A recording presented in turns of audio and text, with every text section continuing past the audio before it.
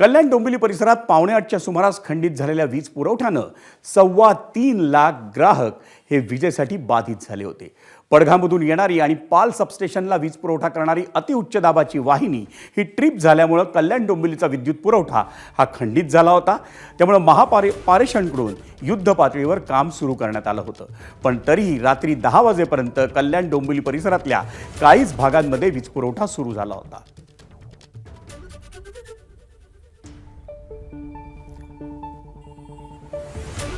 पाहूयात आमचा प्रतिनिधी सुरेश काटेनं घेतलेला आढावा।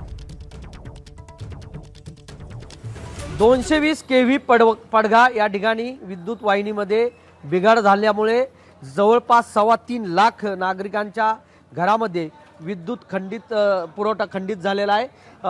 जवळ सोनारपाडा असेल, कासा रिओ असेल, कासा बेला असेल किंवा उसाटणे, लोढा प्रीमियर, नेतिवली या परिसरामध्ये विद्युत पुरवठा खंडित झालेला आहे। डोंबिवलीतला काही भाग आहे, आजदेपाडा असेल, आजदे गाव असेल, सेलार नाका, त्याचप्रमाणे डोंबिवली जिमखाना या परिसरामध्ये विद्युत पुरवठा खंडित झाल्यामुळे नागरिक हैराण झालेले आहेत। नागरिकांना देखील त्यांनी आव्हान करण्यात आलेलं आहे की जोपर्यंत हा विद्युत पुरवठा सुरळीत होत नाही तोपर्यंत नागरिकांनी देखील पॅनिक होऊ नये, सहकार्य करावं अशा देखील सूचना ज्या आहेत महावितरणाकडून आपल्याला देण्यात येत आहेत। कॅमेरामन संस्कार काडेसह सुरेश काडे, एबीपी माझा, डोंबिवली।